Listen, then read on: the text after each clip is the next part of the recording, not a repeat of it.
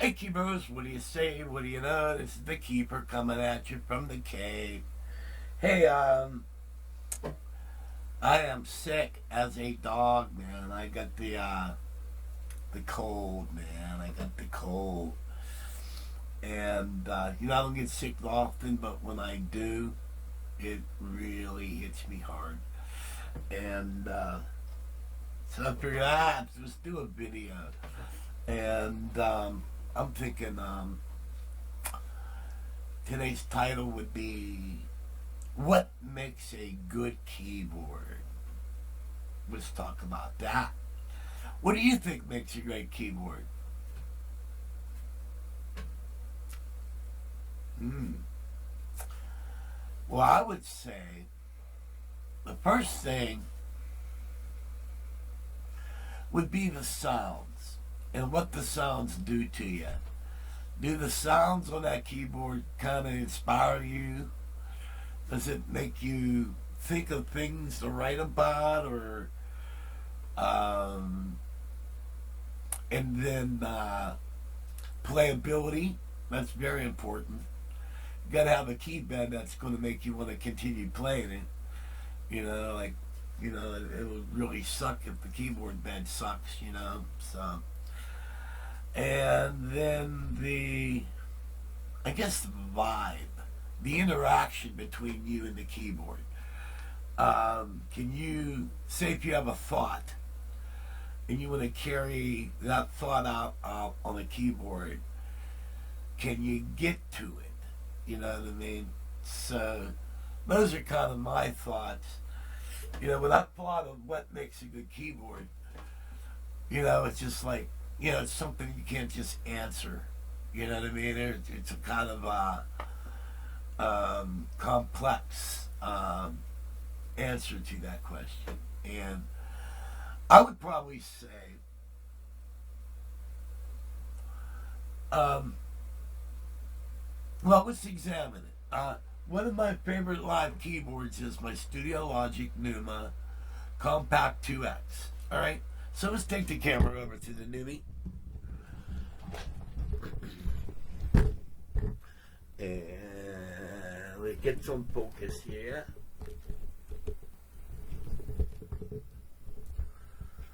Alrighty. Then I'll try to share with you. Now, one of the things I like about this board is the playability.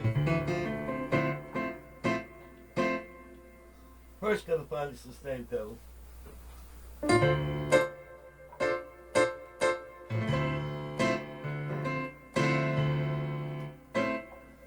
And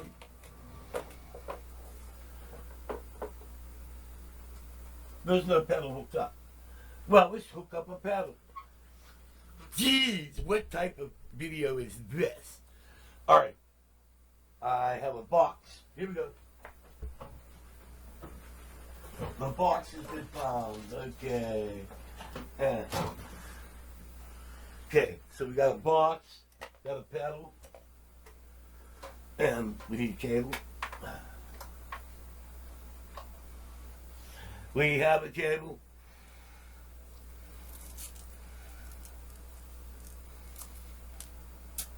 You think I would have this already done. Here we go. Here we go.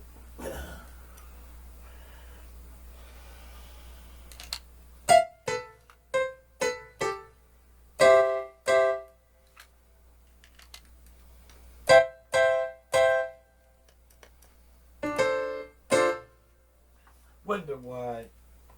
Maybe I have to turn it off first and turn it on. Hope I put this in the right place. Oh, no wonder. Wait.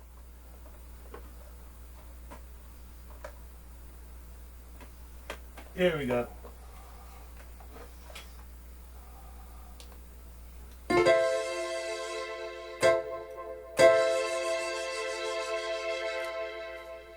Okay, we got pedal hooked up. I told you I wasn't feeling well. Give me a break.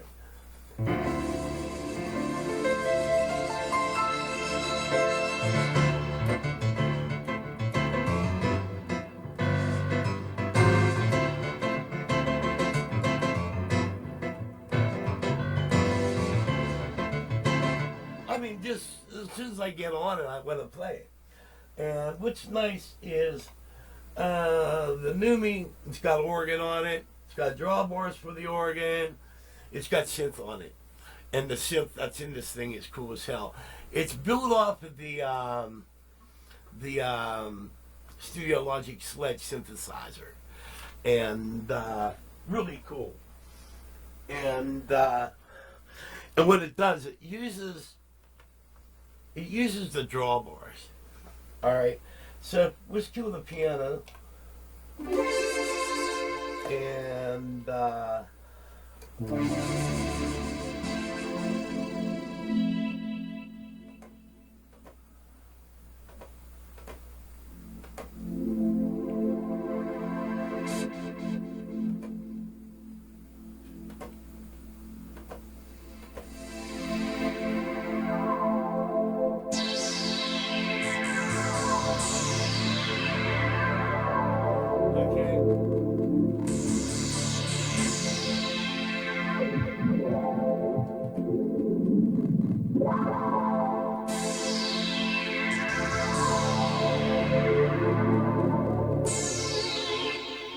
and it's got aftertouch. So, all right. Now, what's really cool is when you mix the grand piano in. So, like, we got the Japanese grand.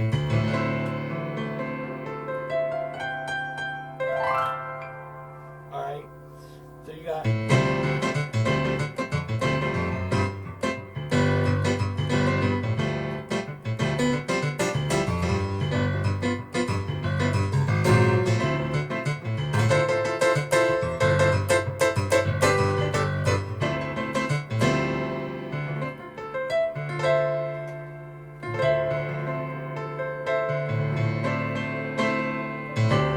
It's just, I don't know, my spirit jumps for joy just playing this thing. Now we'll add the synth in with this.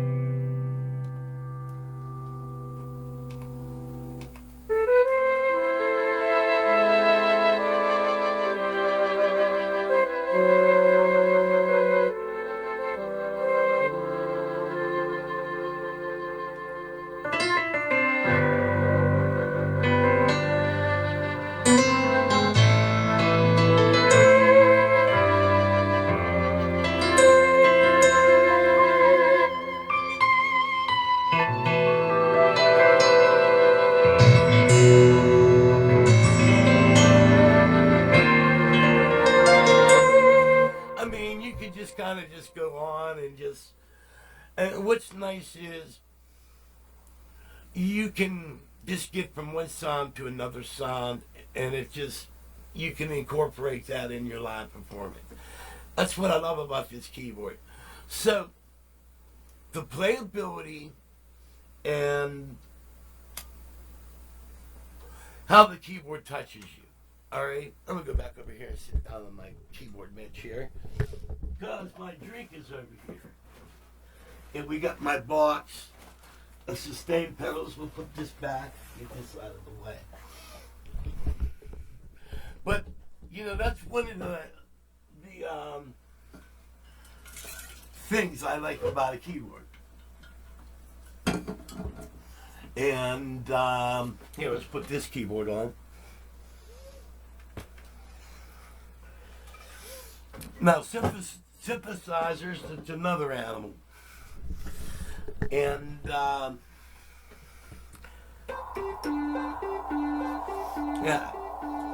Now, I've been through a lot of synthesizers during my time. My very first synthesizer was a Moog Satellite. All right. And I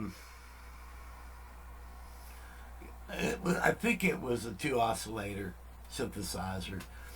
It had a bunch of slide controls.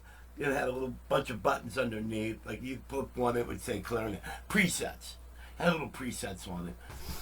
And but at the time, the Paul McCartney Wings album, Band on the Run, came out.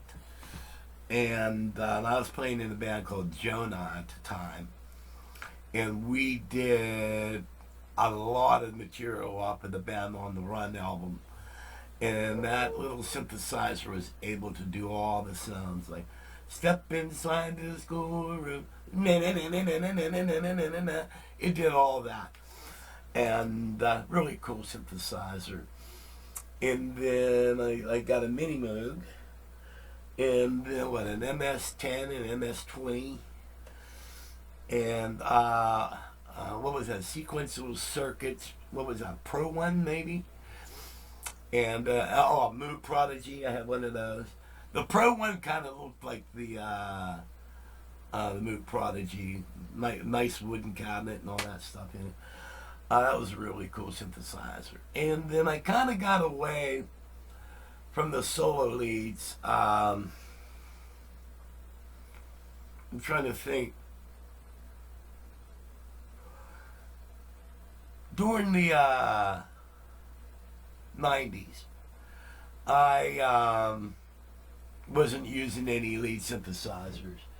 At the time, I was using a lot of stuff like the Korg X3, M1, and DW8000. I was all in the polishes. But my point is, I came across this pedal here. The Roland Gaia. And so I'm going to go sit down over here. And by the way, if you guys are looking for something cool to get, you can get these at Amazon. And these are hospital tables. All right. You can set this keyboard, you can put it, it's on wheels. All right. And hit this lever. All right. There we go. All right. Then you can get it to whatever height you want. All right. Now, the thing about this Gaia, it does a lot of various sounds. It's even got, let's see if I can do this right.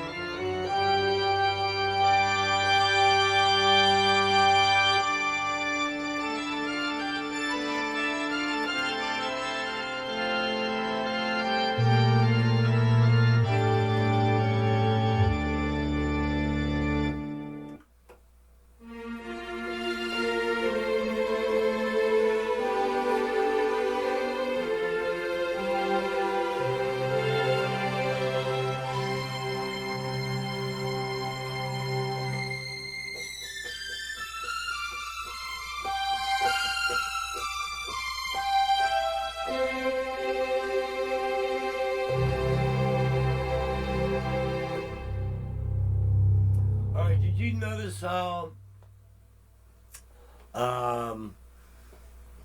seamless. That's switching your octaves.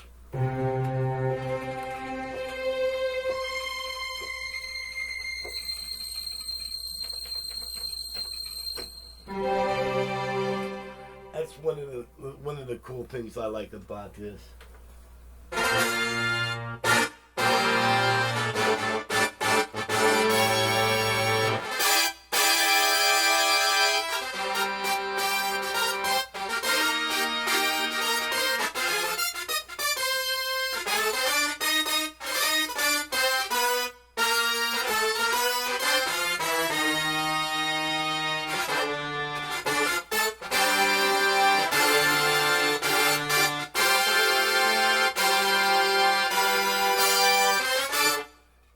Really nice, decent horn section. So what's really cool is, like, say, you're setting up your rig or what something, and occasionally you need brass.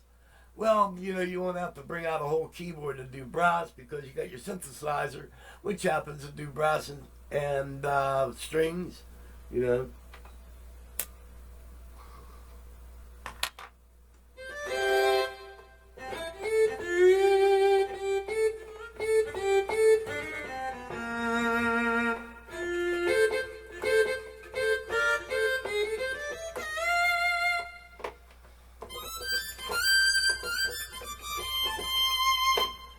So you got a fiddle.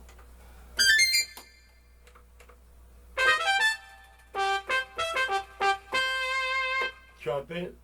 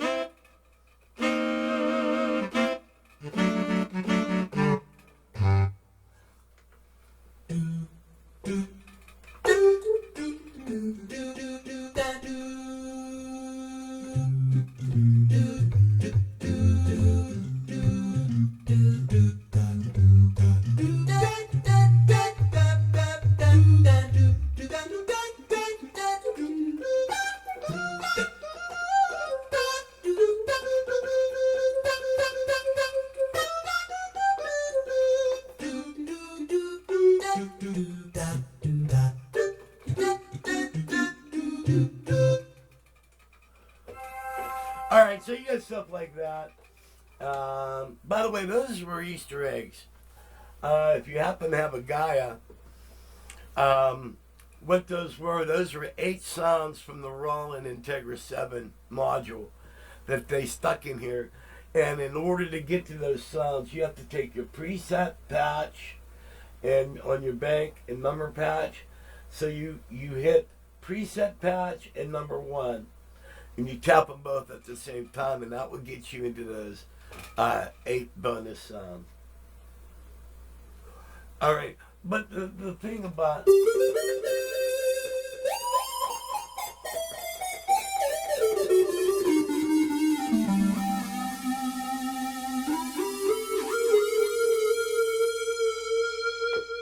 if you want.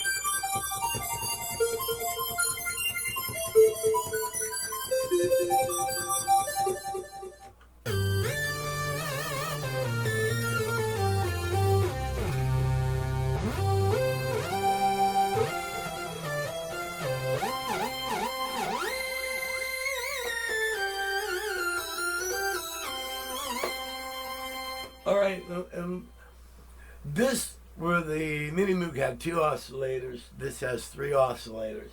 All right. I mean, but it's really.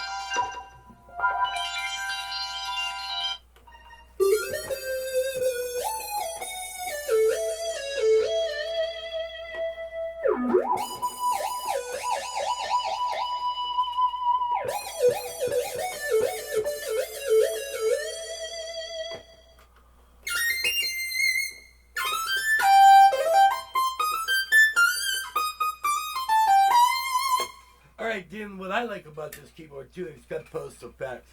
So say, let's say, add some flanger.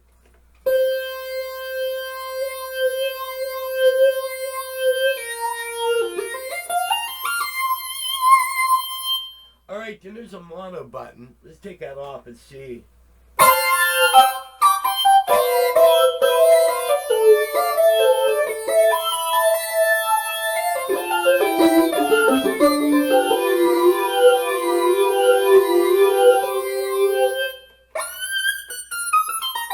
Alright, but what about some delay?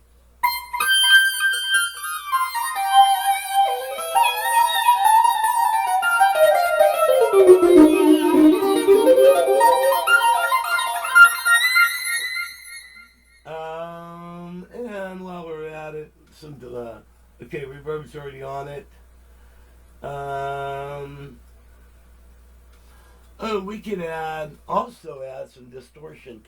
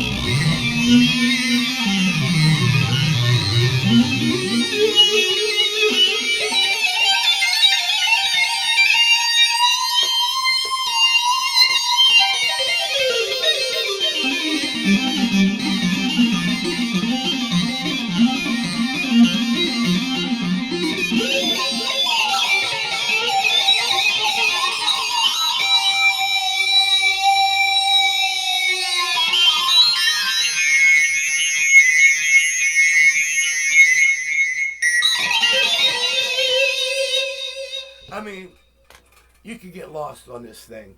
All right, so this is one of my favorite keyboards. Because of the interaction and what I can do with it. I mean, there's so many things. For live, one of my favorite boards is this my Korg Chrome, because when it's like having a Triton or a Cronus out on a gig with me, and also I have two of these. This one here is a 61, and I also have a 73. That's out in the garage right now, and this one is in here because there's a couple new sounds for the band I have to make. So this one here is in for some programming.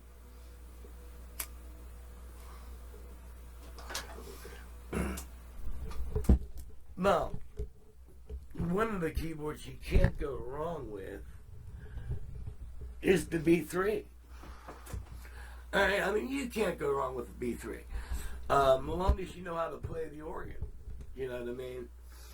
And, then I got a customized Leslie there. It's off right now, so it's B3. But, what can I say? You know what I mean? And then, if you want to really get into programming and have some vintage fun and whatever, and add to existing sounds, like, play one keyboard and play 8 at the same time or whatever, we got modules, all right?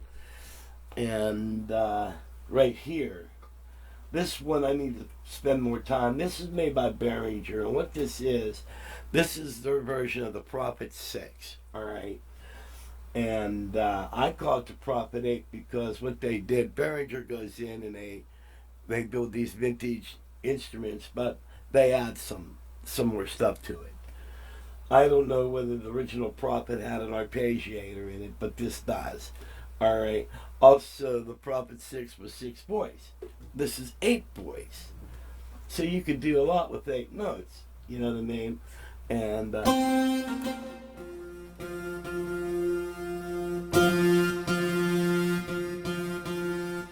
I think this is playing another module here. Okay, and then alright, so I'm trying to remember how I just implemented this system. Okay, the Prophet is the first module, and the A500 is the first module. Alrighty, so if I could read this right.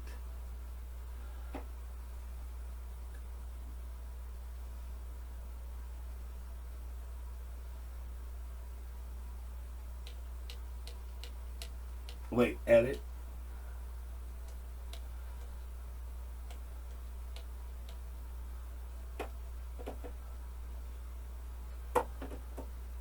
Wait a minute, what am I doing wrong here?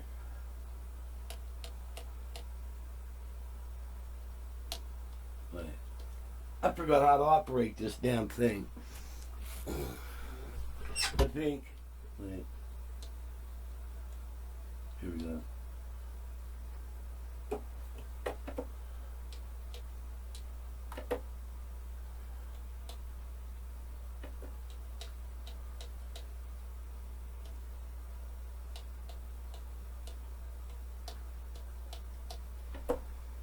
I forget how to do this. My buddy Kevin sent this up. He's going to have to teach me all over again. But anyway, I was going to play some of the Prophets, but you all heard Prophets. And then another cool thing that I like is this keyboard right here. This is the cable over here. This is the Roland VP550, all right? And it's they call this the Vocal Ensemble keyboard. And, you'll be able to see in a minute. Vocal Ensemble keyboard, you'll see me play it. All right, then you can add some reverb. Some reverb, yes. Yes, yes, yes, yes, yes, yeah, yeah, yeah. All right. Another cool thing about it.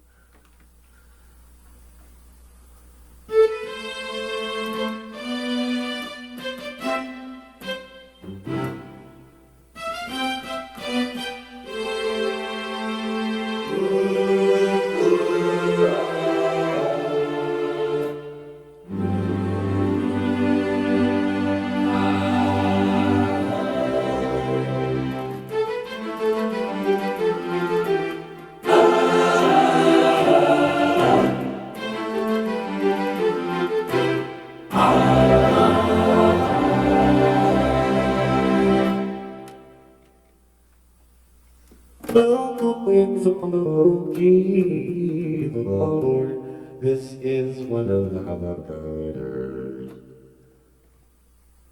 Oh, you can do other things. I'm not the sound. All right, and so it's got all these different vocoders on it, strings, and even got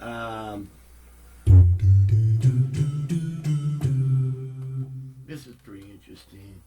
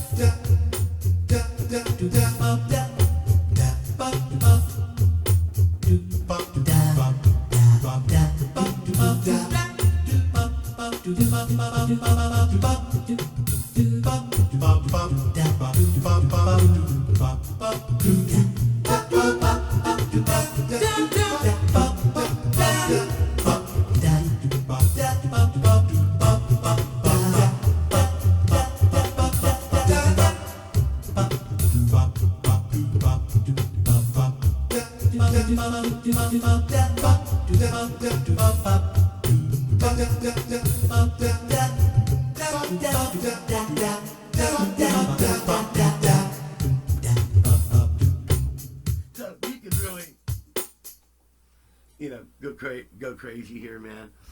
And but I would probably say the interaction you have between the boards and what they make you feel like doing. You know what I mean? Um, like the Chromes. These keyboards are indispensable for me for live gigs. You know what I mean? I got like we do that song, Heard It in a Love Song. So you got see where we at.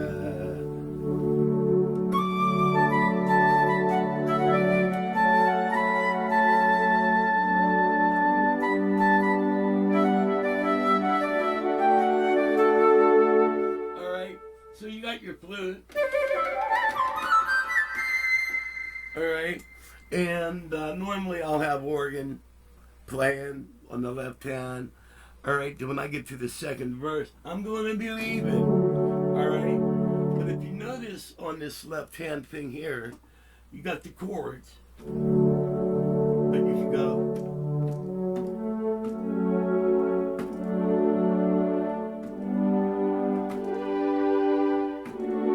There's that second sign in there, doing a lot of stuff like that. You know.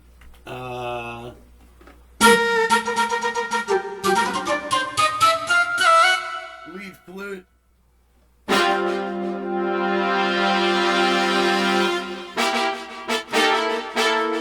Alright, some brass. We do that song Drift Away.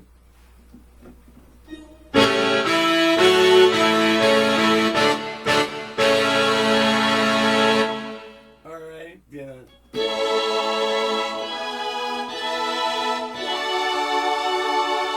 So, give it the beat, boys, and bring my soul. Wanna be lost in rock and roll. also playing piano. So I got my string section there. Standard horn section.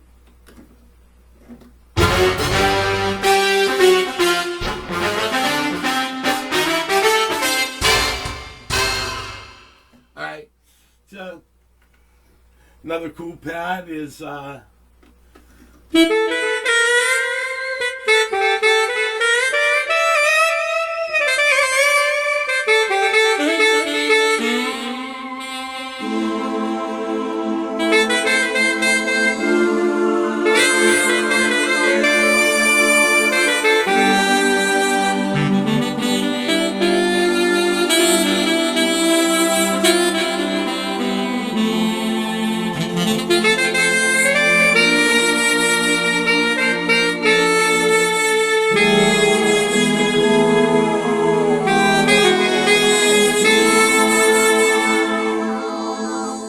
when you hit this.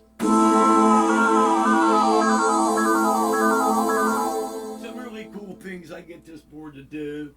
You know what I mean?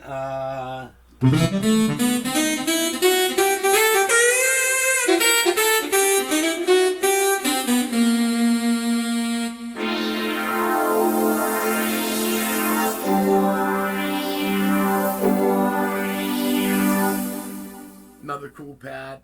So I got this. Also, going to programs. Oh, where we at? Programs.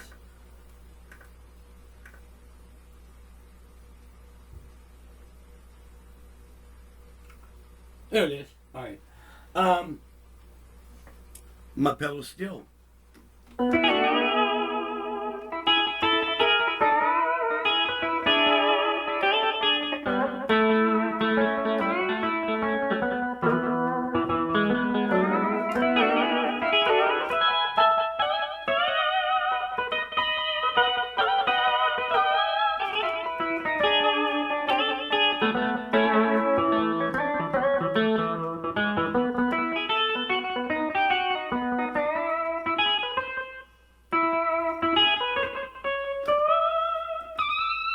Alright, pedal steel, sorry for the mistakes. Remember, I'm sick, I'm not doing well. And,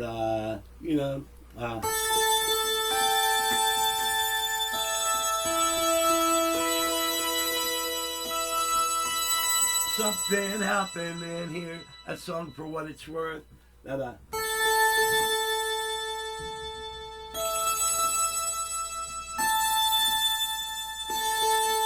I use that, what's that, something happened in here. I don't know what I do. You got that.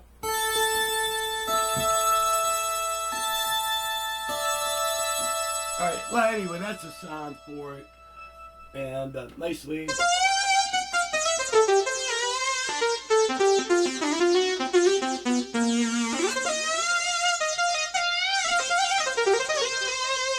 Alright, decent lead in there. Harmonica.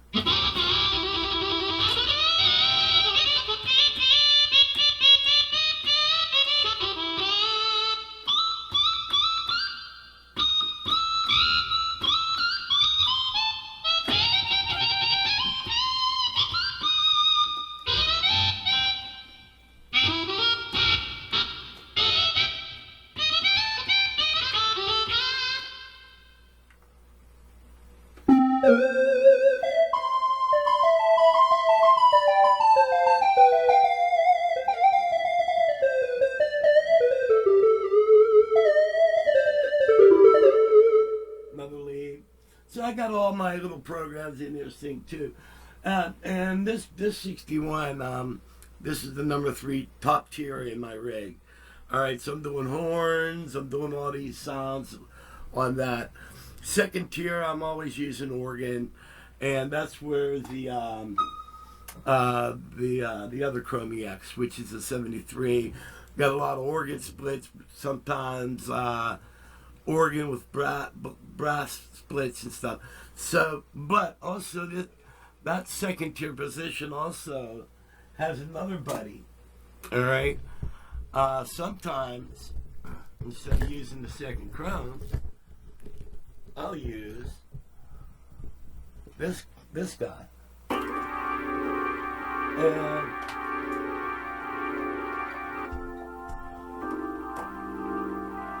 wait a minute.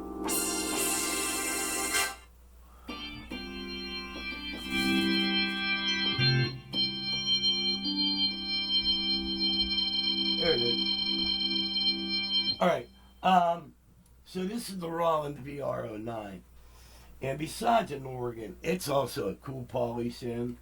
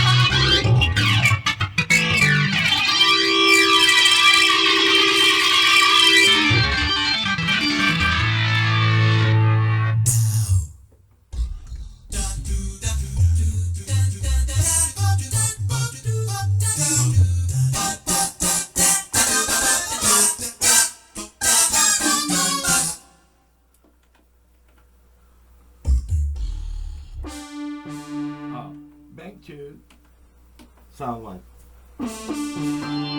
Alright, left hand brass.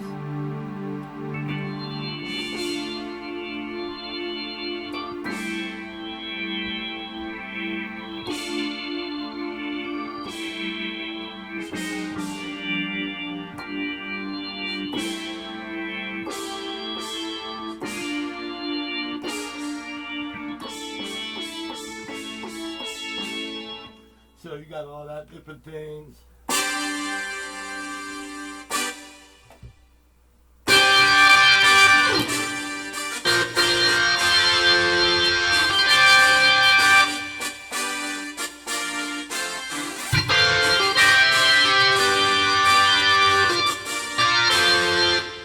All different types of setups.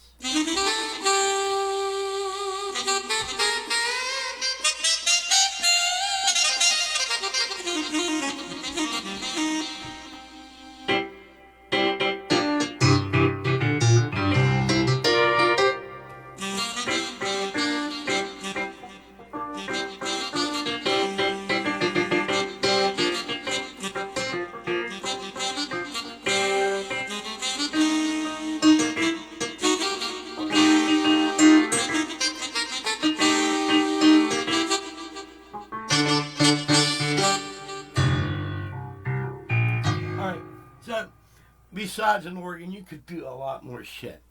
Alright, so that's one of my favorites. Also, one that I can't go without talking about it. Is this top keyboard.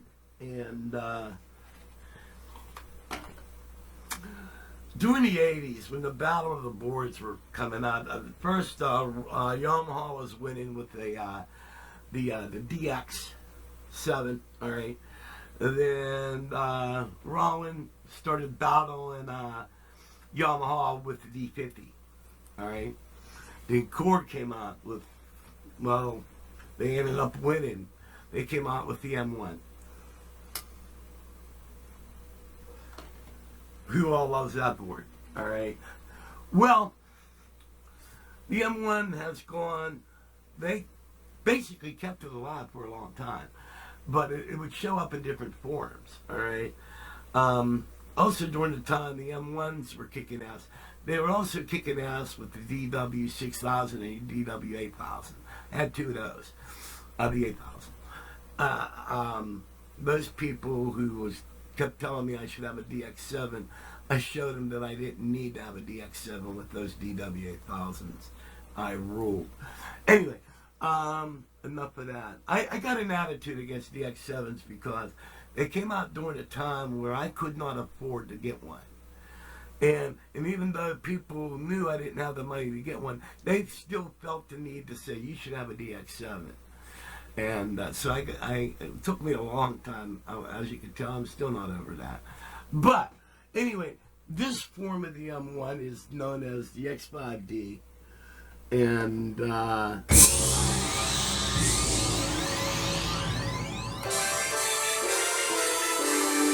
this thing's got a lot of great keyboards. This keyboard's still relevant today. All right.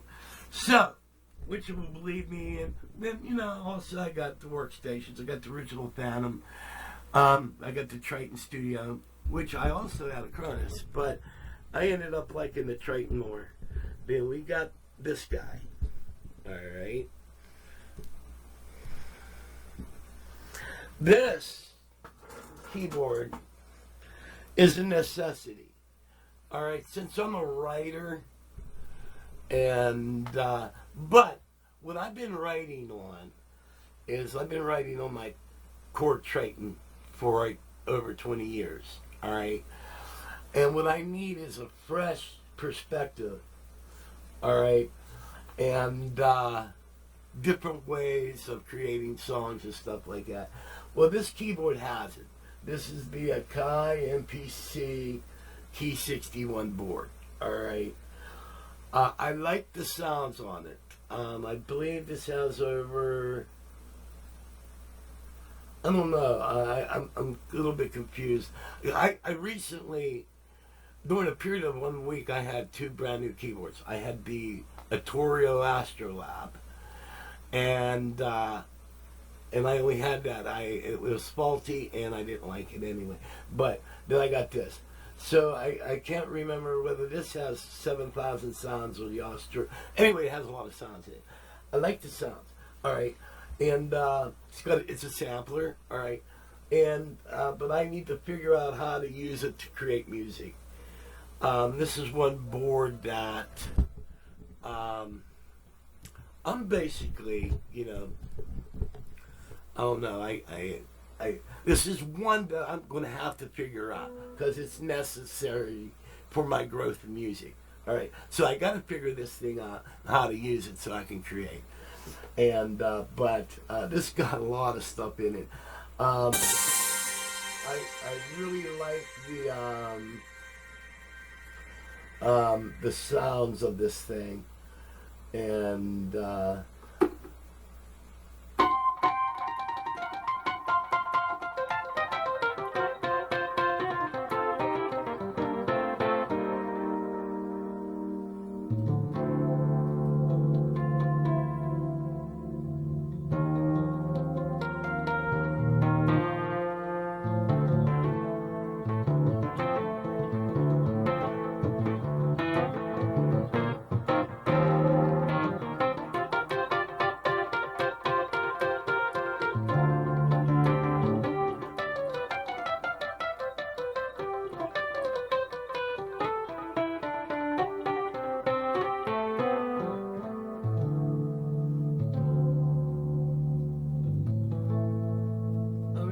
Sweet, and it's got so many different sounds on it, but I got to learn the method of operation. All right, but when I start playing this, the keyboard The keyboard's very finely tuned to the sounds that are in it.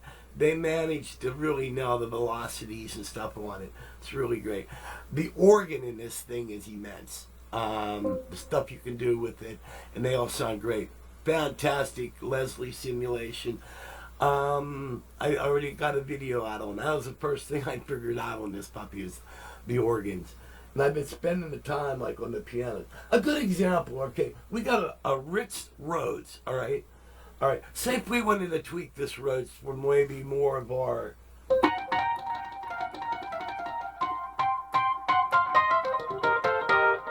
All right, so you hit edit instrument, all right, and it brings up this screen here, all right, and am I all the way up on Zoom? Maybe.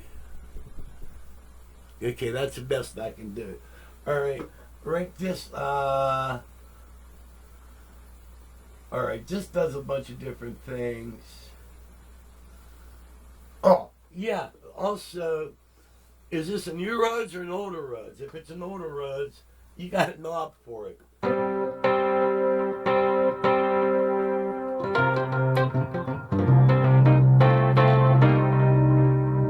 Okay, there's another knob. Sample start.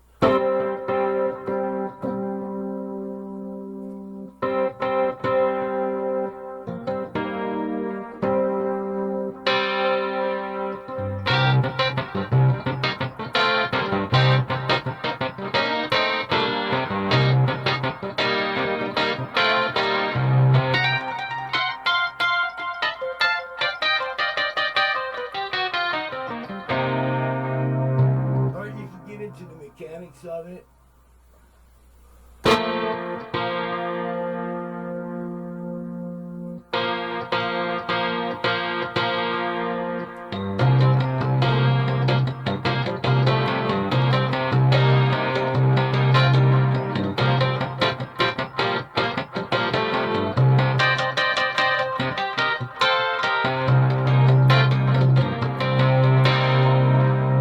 Alright, chorus tremolo.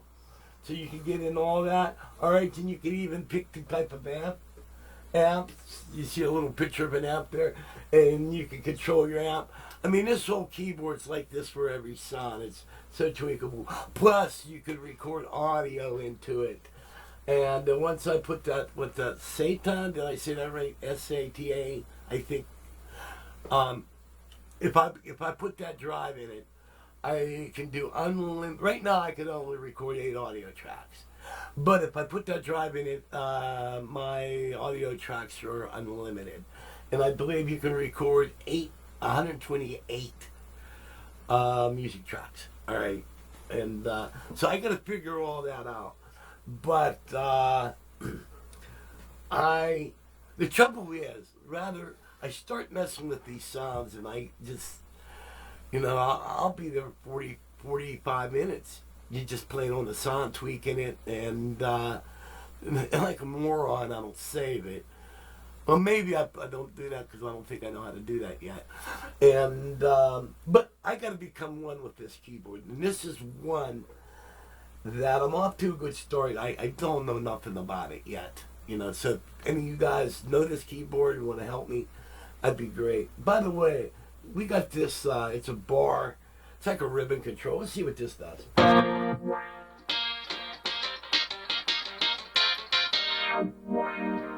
Alright, now you could also, this touch strip, you could also latch it.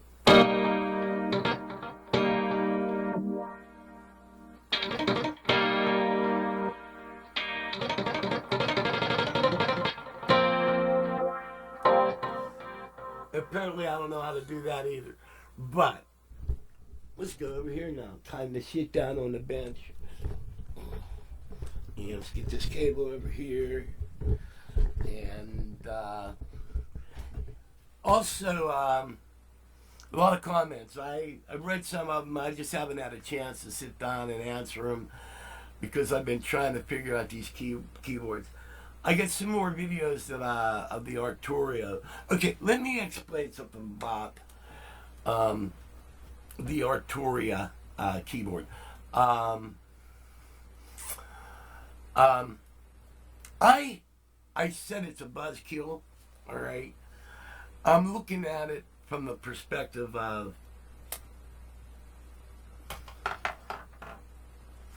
buying it, all right. Is it worth what I paid for it? No. All right. If someone gave it to me, would I like it? Yeah. I had some pretty cool moments doing some really cool pads and synthesizer type of things, and it would be great to do like some really cool keyboard intros. But it didn't have no brass in it, no saxes at all, and very little guitars. And so out of all those programs, I mean, no, I'm sure you could, the Arturia library, you could put those in there. But also, I don't know, the navigation on it was messed up. So remember I said like being one with the keyboard, getting to programs, all right. And like say I got an idea for a song and I need this type of program. So you know like the Triton, okay, it's a horn program category brass, all right. You go through your brass and you're gonna find what you're looking for because you got categories and you can get to this stuff.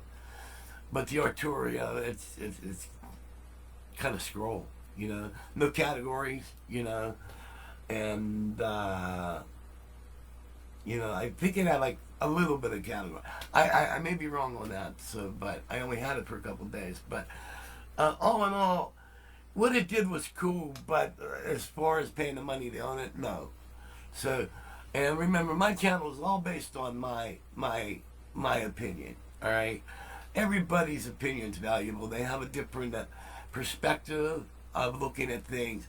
I look at things old school, and you know, from my growing up perspective, you know, and so. But looking at the time, I've been chatting for a while, so. But what makes a keyboard great? The user and the ability to use that keyboard. My opinion. Okay, guys. See you when I see you. God bless.